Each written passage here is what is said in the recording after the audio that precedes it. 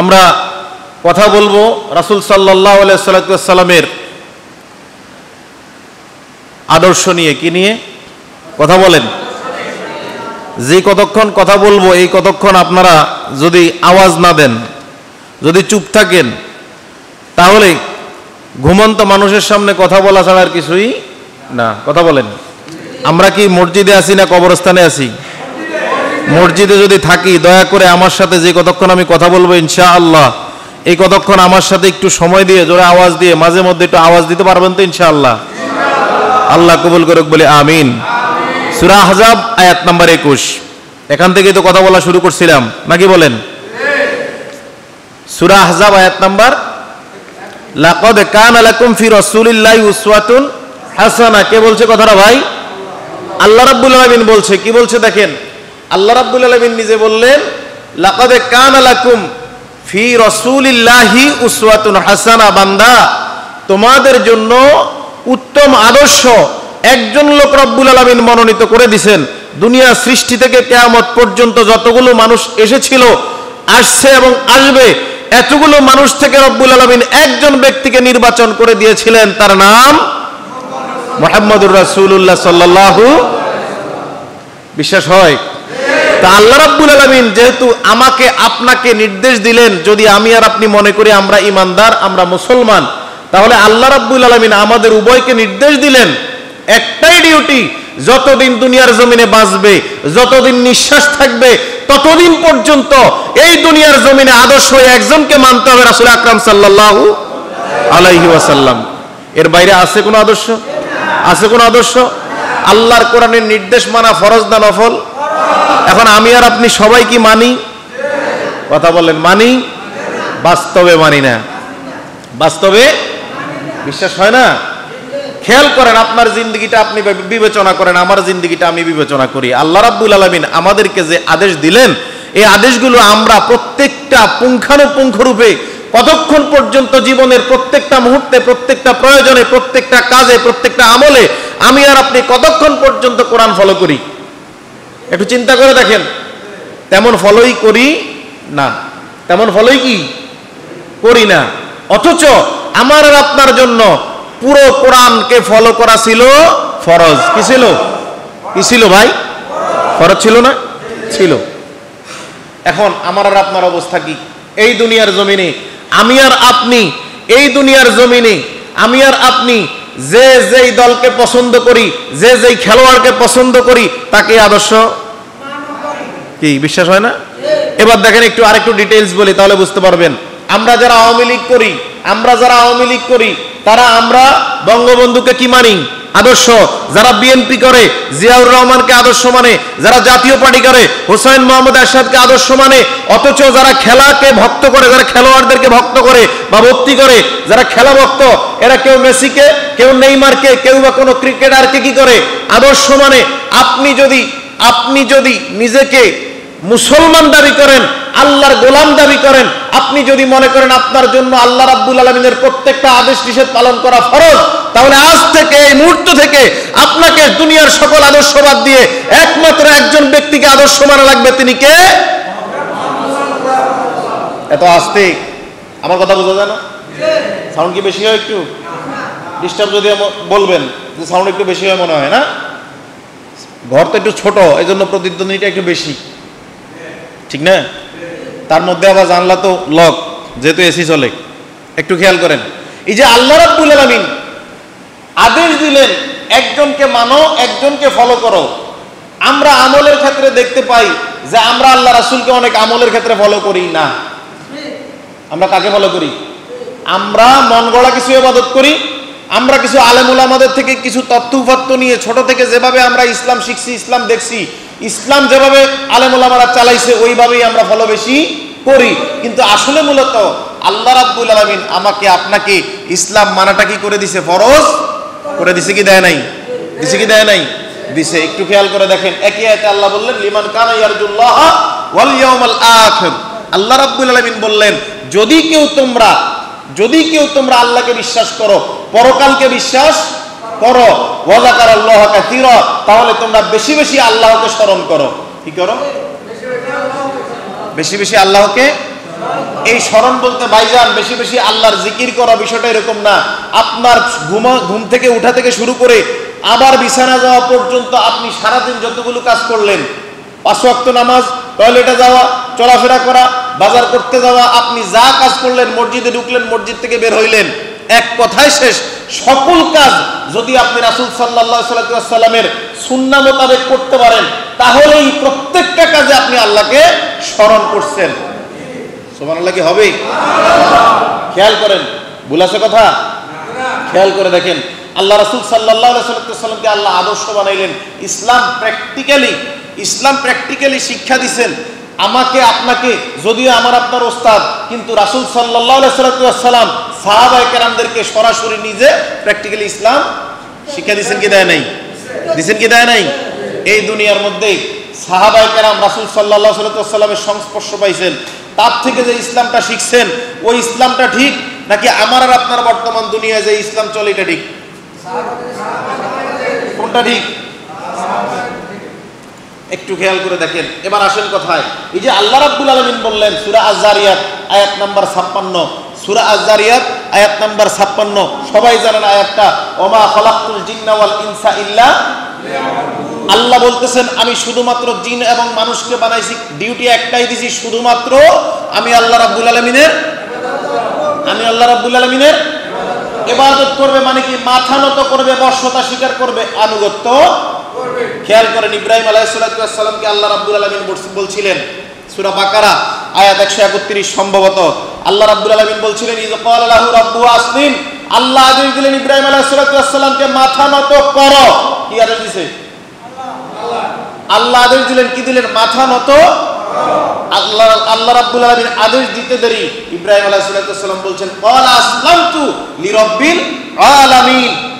তিনি সাথে সাথে বললেন আমি মাথা নত করে ফেলছি সমগ্র জগতের মালিক যিনি, তার কাছে। কার কাছে? কার কাছে? এখন আমরা কি করি?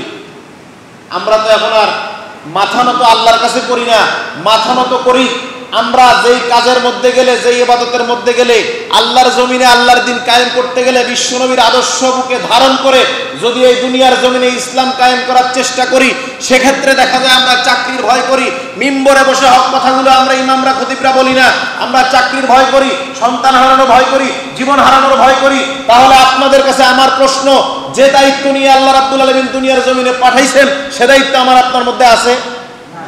আছে?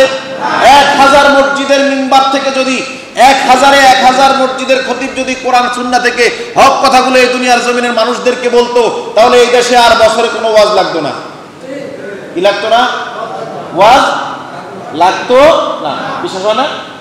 দেখেন, একটু খেয়াল করেন, এই যে আল্লাহ রাব্বুল আলামিন বললেন আমি মানুষকে আর ইনসানকে বা জিনকে বানাইছি আমার ইবাদত করার জন্য। একটু আগে যে কথাটা বলছিলাম, সকাল থেকে সূর্যাস্ত থেকে সূর্যোদয় থেকে সূর্যাস্ত পর্যন্ত যা ইবাদত আমি আপনি করব, যদি কোরআন সুন্নাহ মোতাবেক করি, প্রত্যেকটা কাজ কি হবে?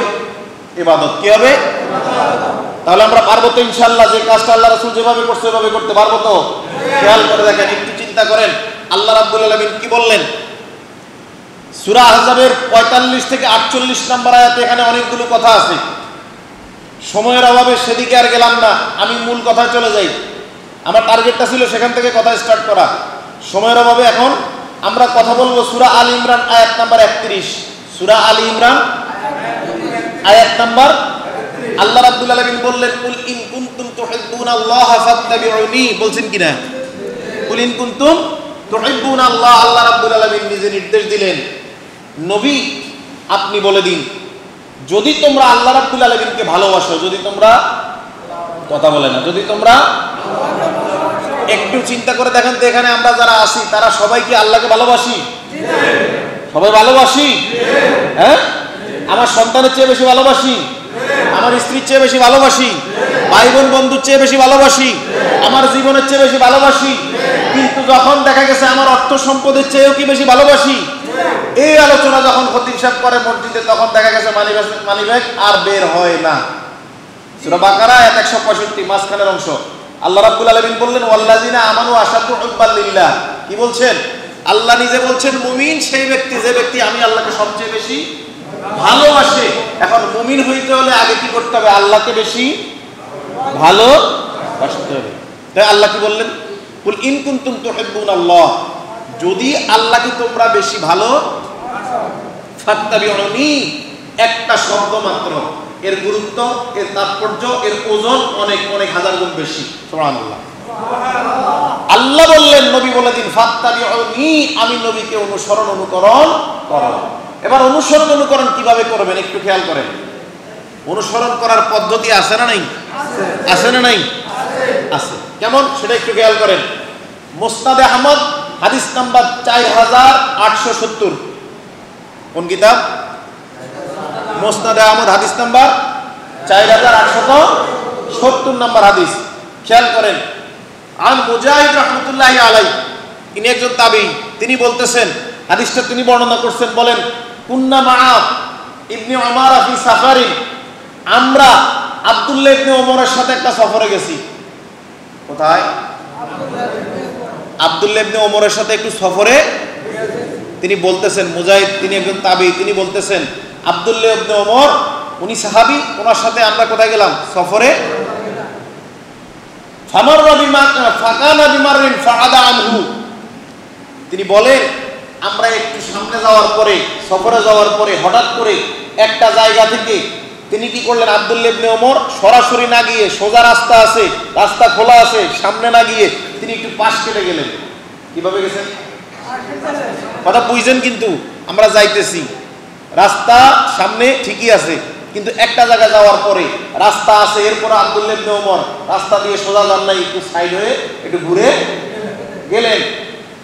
এবার মুজাহিদ রাহমাতুল্লাহ আলাইহি বলেন, আমরা প্রশ্ন করলাম, ফাসুইলা লিমা ফাআলতা, তাকে প্রশ্ন করলাম কেন আপনি এই কাজটা করলেন, রাস্তা তো ঠিকই আছে, ঘুরে যাওয়ার দরকার কি ছিল? কি রাস্তা তো ঠিকই আছে, ঘুরে যাওয়ার দরকার? ফাকালা, তিনি বললেন, আব্দুল্লাহ ইবনে ওমর বলে, রাআইতু রাসূলুল্লাহ সাল্লাল্লাহু আলাইহি ওয়াসাল্লাম ফাআলা হাযা ফাফআলতু, আল্লাহ রাসূল সাল্লাল্লাহু আলাইহি ওয়াসাল্লামের সাথে আমি আব্দুল্লাহ ইবনে ওমর যখন সফরে আসছি, এই জায়গায় আসার পরে আল্লাহ রাসূলকে দেখলাম সোজা না গিয়ে একটু ঘুরে গেছেন, এজন্য আমিও এখানে আসার পরে সোজা না গিয়ে একটু ঘুরে। সুবহানাল্লাহ বলবেন না? সুবহানাল্লাহ। আল্লাহ রাসূলকে অনুসরণ করার কাজ হচ্ছে এটা, যেই কাজটা যেভাবে আল্লাহ রাসূল শিখিয়ে গেছেন সাহাবা কেরামদেরকে, ওই আমলটা ওই সময় ওই জায়গায় ওইভাবে করার নাম সুন্নাহ। এর বাইরে নতুন কোনো পদ্ধতি, নতুন কোনো সিস্টেম আর মন গড়া কোনো ইবাদত আমি আপনি যদি চালু করি, এর নাম বিদআত। কথা বলেন, এর নাম কি?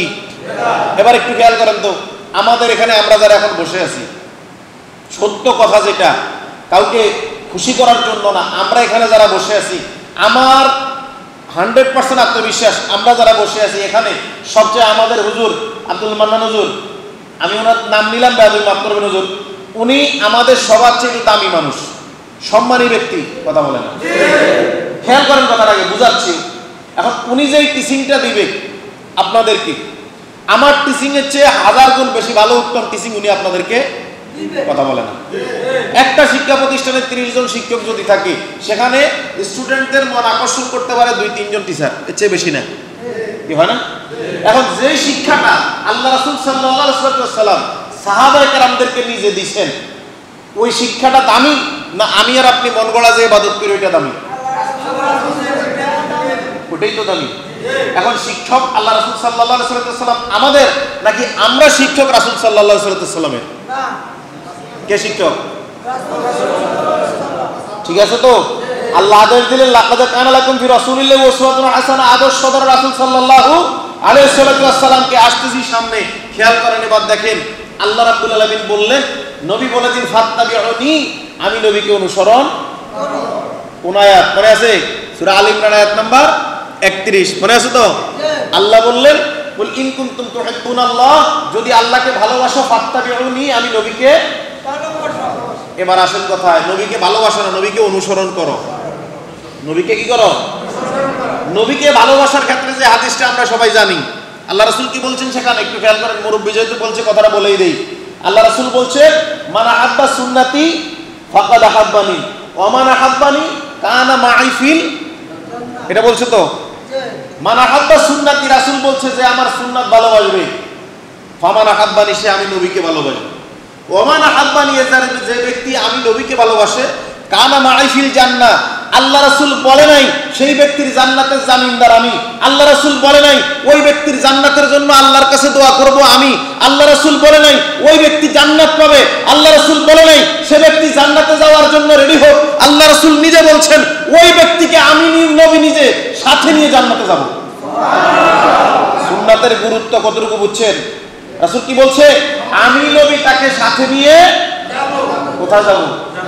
কোথায় যাব? তাহলে একটু খেয়াল করেন, আমরা এই কথাতে আসি। আল্লাহ রাব্বুল আলামিন বললেন ফাত্তাবিউনি, আমি নবীকে অনুকরণ করো। আমাদের এই সমাজে এই মসজিদে এখন যারা বসে আছেন, বাংলাদেশ সরকার বন পরিবেশ মন্ত্রণালয় রাখছে পরিবেশ রক্ষা করার জন্য, কিন্তু এই সরকার আবার কি করে? ট্যাক্স নিয়ে ধূমপান সচরাচর সবার সামনে ছেড়ে দেয় কি দেয় না? আমাদের দেশে কেউ কেউ ধূমপান করে, কেউ গুল খায়, কেউ জর্দা খায়, কেউ সাদা খায়, আছে না নাই? হালাল না হারাম?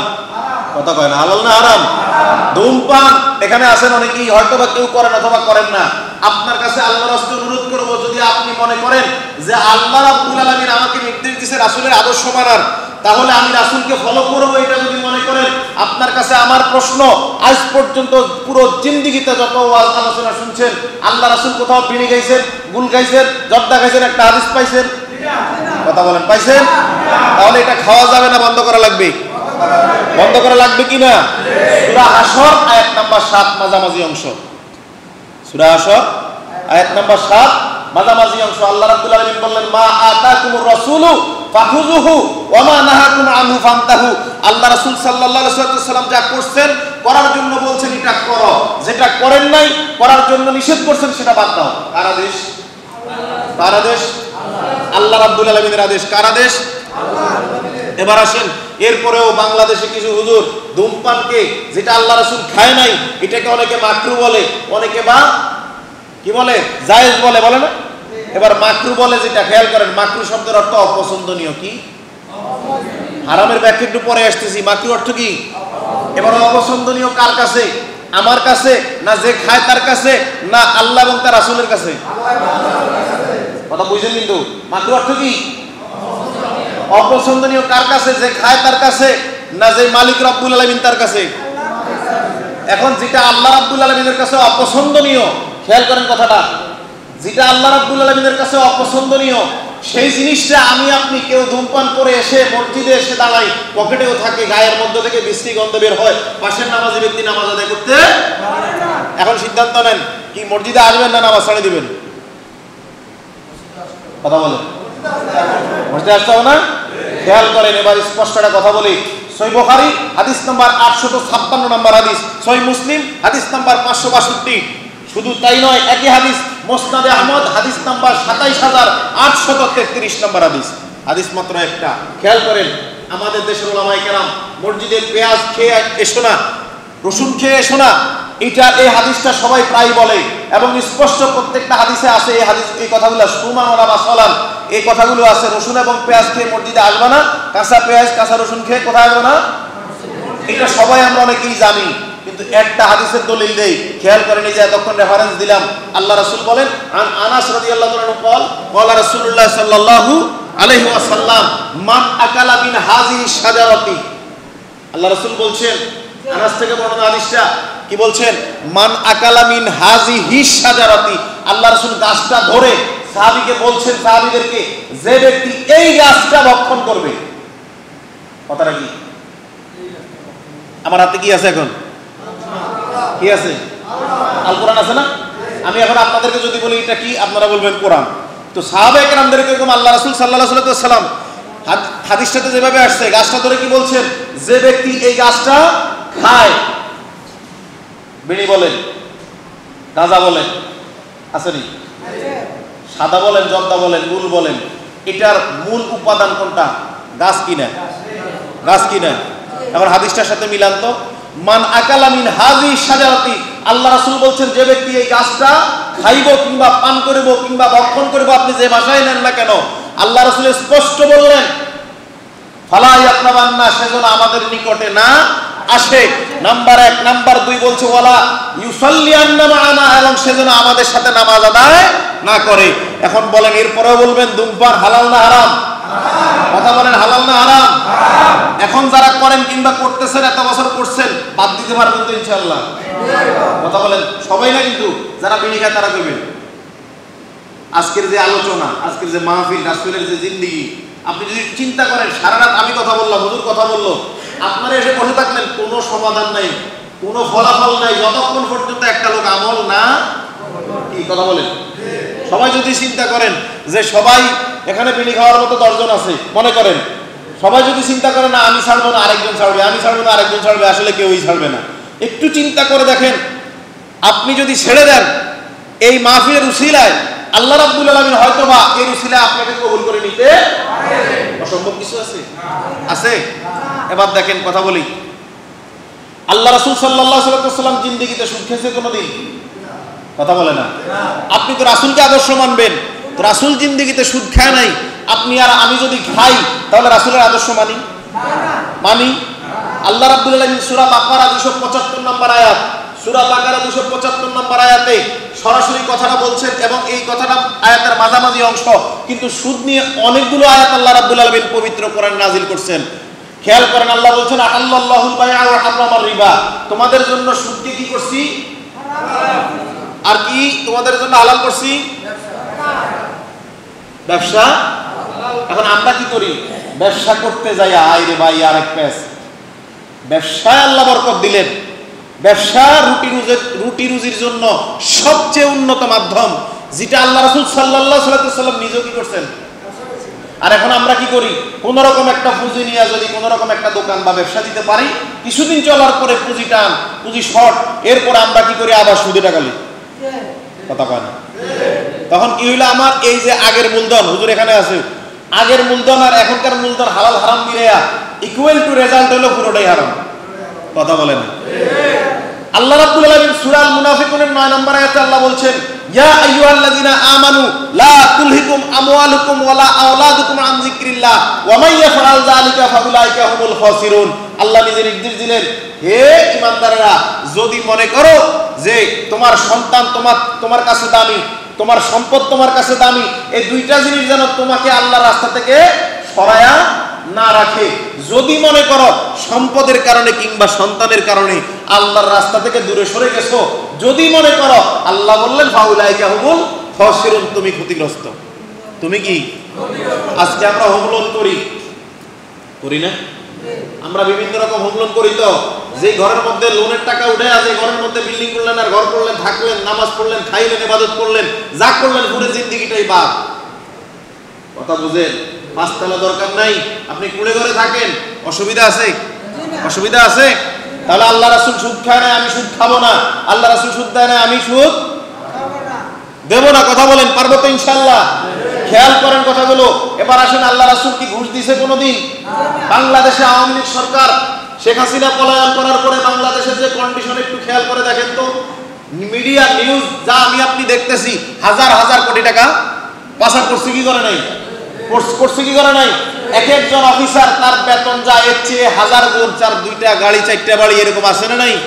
শেখ হাসিনা পতন হওয়ার 15 থেকে 20 দিন আগে মিডিয়ার সামনে বলছিল যে আমার পিয়ন 400 কোটি টাকার মালিক। মনে আছে কথাটা? যে দেশের মালিক বলে তার দারোয়ান, বাংলাদেশে 2015 সালের পে স্কেল অনুযায়ী যেখানে পিয়নের স্কেল 8,250 টাকা, যেখানে সে সর্বসাকুল্যে 20,000-25,000 টাকা বেতন পাবে সর্বোচ্চ, সেই লোক 400 কোটি টাকার মালিক যদি হয়, হেলিকপ্টার ছাড়া চলে না, তাহলে বোঝা গেল চাকর যদি 400 কোটি টাকা দুর্নীতি করে, তার মালিক প্রধানমন্ত্রী স্বয়ং নিজে হাজার হাজার কোটি টাকা দুর্নীতি করছে। কি বিশ্বাস হয় না? বিশ্বাস হয় না? যদি তাদের কাছে রাসূলের আদর্শ থাকতো, তাহলে এটা আমার না, কি এটা আমার না, এই তাকওয়া যদি থাকতো, আল্লাহর কাছে এর জন্য জবাব দেওয়া লাগবে, তাহলে এই দেশটা সোনায় রূপান্তরিত করতে পারতো। তারা যে সময় আল্লাহ রাব্বুল আলামিন তাদেরকে দিয়েছে, দিছে কি দেয় নাই? দিছে কি দেয় নাই? অথচ এই অফিসারগুলো ঘুষ খেয়ে খেয়ে অবস্থাটা করছে। খেয়াল করেন, ইবনে মাজাহ 2313 নম্বর হাদিস, আল্লাহ রাসূল স্পষ্ট বলেন, লাআন রাসূলুল্লাহ সাল্লাল্লাহু আলাইহি ওয়াসাল্লাম আলার রাশি ওয়াল মুরতাশি। আল্লাহ রাসূল সাল্লাল্লাহু আলাইহি ওয়াসাল্লাম ঘুষ যিনি দেয় আর যিনি খায়, উভয়ের প্রতি সরাসরি লানত দিবেন। কি দিবেন? নাউজুবিল্লাহ বলবেন না? কি দিবেন? লানত দিবেন। কি দিবেন? লানত দিবেন। এবার দেখেন তো আল্লাহ রাসূল সাল্লাল্লাহু আলাইহি ওয়াসাল্লাম মদ খায় না, আল্লাহ রাসূল সাল্লাল্লাহু আলাইহি ওয়াসাল্লাম খাইছে মদ? এখন মদ আমাদের জন্য হালাল না হারাম? একটা আয়াতে আল্লাহ রাব্বুল আলামিন চারটা বিষয় নিয়ে কথা বলছেন। সূরা মাইদা আয়াত নাম্বার 90, ইয়া আইয়ুহাল্লাযিনা আমানু ইন্নামাল খামরু ওয়াল মাইসিরু, আল্লাহ নিজে নির্দেশ দিলেন, হে ঈমানদারগণ নিশ্চয়ই মদ এবং জুয়া। মদ জুয়া। এবার জুয়াটা একটু দেখেন তো, আমাদের সমাজে কেউ মনে করেন তাস খেলে এটা মনে করে জুয়া। বিষয়টা এরকম না। আপনি যে কোনো জিনিস, টাকা কিংবা যে কোনো সম্পদ বাজি যদি ধরেন, এটার নামে কি? এটার নামে কি? জুয়া। এই জুয়া আল্লাহ রাব্বুল আলামিন নিষেধ করলেন, মদ খাইও না, জুয়া খেলো না, ওয়ালা আনসাবু, মূর্তি পূজা করিও না। আমাদের বাংলাদেশে স্বাধীনতার পর থেকে যখন যেই দল ক্ষমতায় ছিল, সমগ্র বাংলাদেশে যে মূর্তি বিভিন্ন জায়গায় বিভিন্ন স্পেসে ছিল কি ছিল না? আওয়ামী লীগ সরকার পতন হওয়ার পরে বাংলাদেশের মধ্যে যদিও শেখ মুজিবুর রহমানের মূর্তি ভাঙচুর হয়েছে, কিন্তু বাংলাদেশের আনাচে কানাচে এখনো হাজার হাজার মূর্তি আসে না নাই? যদি আপনি মনে করেন যে এটা আল্লাহর জমিন, এটা আল্লাহর জমিনে আল্লাহর দিন কায়েম করা লাগবে, রাসূলের আদর্শ আপনাকে বাস্তবায়ন করতে হবে, তাহলে বাংলার জমিন থেকে একটা মূর্তিও রাখার কোনো সুযোগ আছে? এরপরে বলছে ওয়াল আজলাম, লটারি। লটারি তো আমরা এখন সবাই ধরি, কম বেশি ধরি না? এটা ধরা হারাম, সুতরাং ধরা যাবে। আল্লাহ বলেন ফাজতানিবুহু, যদি তোমরা এটা বাদ দিয়ে দিতে পারো, লাআল্লাকুম তুফলিহুন, আল্লাহ নিজে বলছেন তাইলে তোমরা সফল হবে। বলে আমিন। এবার দেখেন রাসূল সাল্লাল্লাহু আলাইহি ওয়াসাল্লাম মদ খায় না, জুয়া খেলে না, আমরা কিন্তু খেলি, আমরা কিন্তু মদও খাই। রাসূল বিড়ি খায় না, আমরাও খাই, কথা কয় না? ভুল বললাম? রাসূল সুদ খায় না, সুদ দেয়ও না, আমরা এই দুটোর মধ্যেও। রাসূল ঘুষ খায় না, ঘুষ দেয়ও না, আমরা এটার মধ্যেও কি? এবার আসেন তো জিনা ব্যভিচার আসেনি? আরে ভাই, আল্লাহ রাব্বুল আলামিন বলেন সূরা ফুসিলা, আরে সূরা বনী ইসরাঈল আয়াত নাম্বার 32, সূরা বনী ইসরাঈল আয়াত নাম্বার কত? আল্লাহ রাব্বুল আলামিন বলেন ওয়ালা তাকরাবুজ জিনা ইন্নাহু কানা ফাহিশাতান ওয়া সাআ সাবিলা।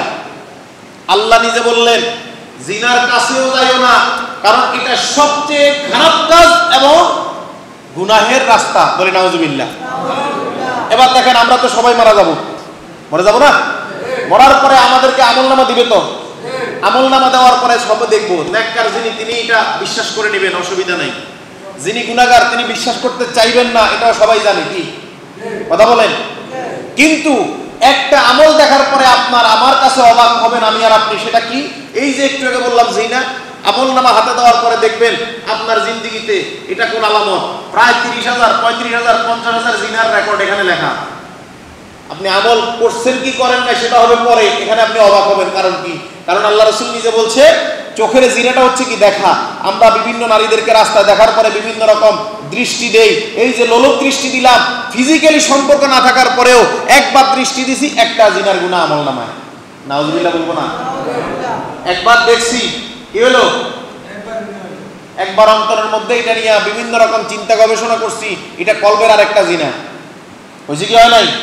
এমনি ভাবে পায়েরও জিনা, আমরা সেদিকে যদি যাই। এখন প্রশ্ন হচ্ছে এই যে এতগুলো জিনা আমি আপনি দুনিয়ায় করি নাই, কিন্তু কেন আমলগুলো আসবে আমার আমলনামায়, আপনার আমলনামায়? তাহলে সচেতন হওয়ার দরকার আছে না নাই? আল্লাহ রাসূল সাল্লাল্লাহু আলাইহি ওয়াসাল্লাম জিন্দেগিতে কোনোদিন ইফটিজিং করে নাই, জিন্দেগিতে কোনোদিন জিনা ব্যভিচার করে নাই। রাসূলের আদর্শ যদি বুকে ধারণ করি, তাহলে আমার আর আপনার দ্বারা কখনো কি হবে না? জিনা হবে? হবে? হবে না। বিশ্বাস হয় না? এটাই বাস্তবতা। একটু আমল করে দেখেন, চেষ্টা করে দেখেন, দেখবেন আপনার জিন্দেগিতে আপনি ইনশাআল্লাহ আল্লাহ রাব্বুল আলামিন আপনাকে সফল করে দিবে। তাহলে আল্লাহ বলল ফাত্তাবিউনি, নবী আপনি বলে দিন আমি নবীকে অনুসরণ অনুকরণ। এখন দেখেন তো নবীকে আমরা অনুসরণ অনুকরণ করি? করি? এখন কিছু কথা বললে অনেকে রাগ হবেন।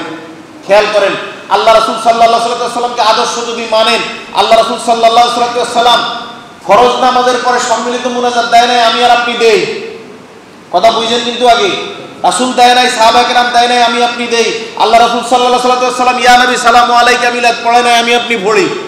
কথা বলেন। এই কথাগুলো বললে এখন অনেকের কাছে খারাপ লাগবে। আমি আর আপনি যে আমলগুলো করতেছি, ওই যে আদর্শ যাকে মানবো তাকে যদি ফলো না করি সবগুলো কাজে, তাহলে কি হবে? রেজাল্ট কি হবে? কি হবে? কথা বলেন। বেদাত হবে না?